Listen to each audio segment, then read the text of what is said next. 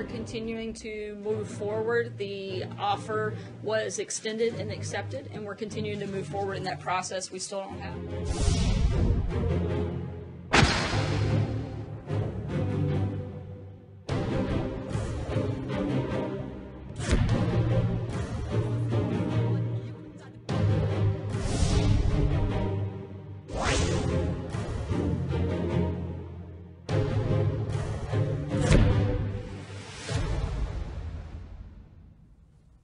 다음 달로 예정된 북미 정상회담, 현재 미국에서는 회담 준비 속도를 높이고 있습니다. 이런 가운데 이번 주 이후로 북한과 접촉을 할 예정이라는 얘기까지 나오고 있는데요.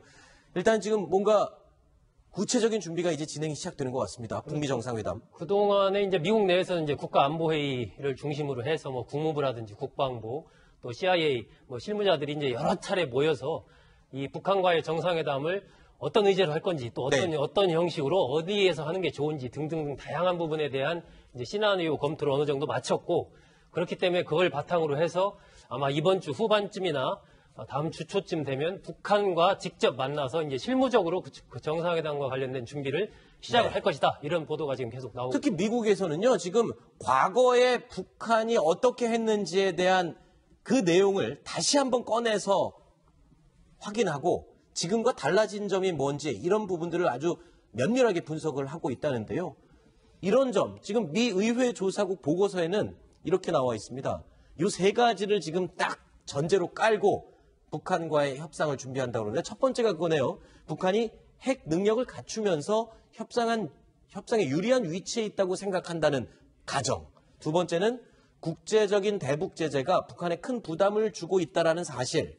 그리고 세 번째, 트럼프 대통령이 대북 예방 타격을 공개적으로 언급했기 때문에 대화가 깨질 시에는 군사적 카드도 쓸 수 있다는 가능성.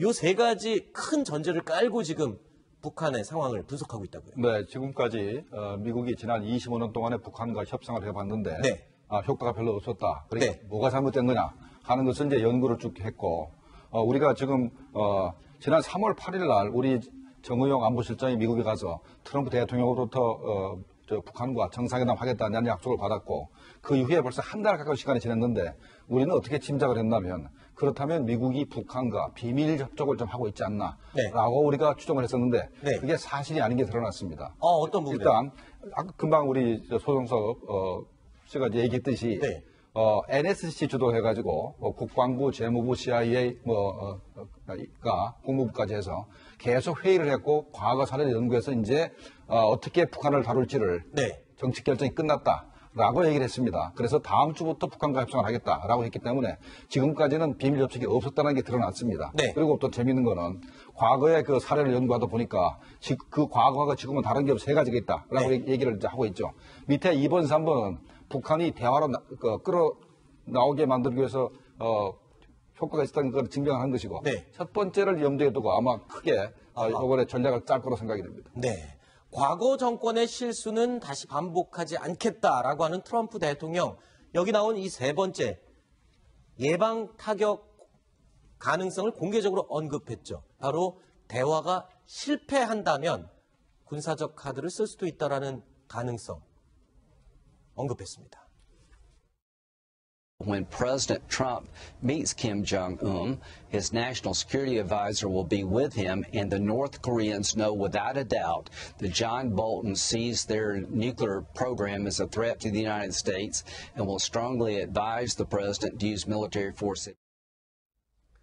자, 지금 이 상황을 두고 그래서 미국의 전문가들은 이런 분석을 하기도 합니다. 김정은은 호랑이 등에 올라탄 상황이다. 라고 지금의 상황을 정의를 내렸네요. 소국장님. 그러니까 지금 이제 남북 정상회담 이어서 북미 정상회담을 한다는 것은 우리도 뭐 일반적인 협상을 할 때 실무 차원에서 많은 부분에서 의견이 어긋나서 그게 어그러지면 나중에 예를 들면 그 리더들이 만나서 그걸 일괄 타결할 수 있지 않습니까? 그런데 북한과 미국의 정상이 만났는데 거기에서도 어떤 해결책이 안 찾아진다면 미국은 미국대로 우리는 이 문제를 외교적으로 평화적으로 해결하기 위해서 최선을 다했다라고 해서 그 이후에 또 다른 옵션이라는 것은 결국 이제 군사적인 옵션일 텐데 그 부분을 사용할 수 있는 명분을 이제 갖게 되는 상황이기 때문에 현재 김정은 위원장으로서도 이 북미 정상회담이 열렸을 때 그걸 계기로 무언가 비핵화 부분에서 확실한 출구 전략을 내놓지 않으면 굉장히 어려운 상황에 처할 수밖에 없다. 그렇기 때문에 현재 호랑이 등에 올라탔다라고 이제 표현을 한 것이죠. 네.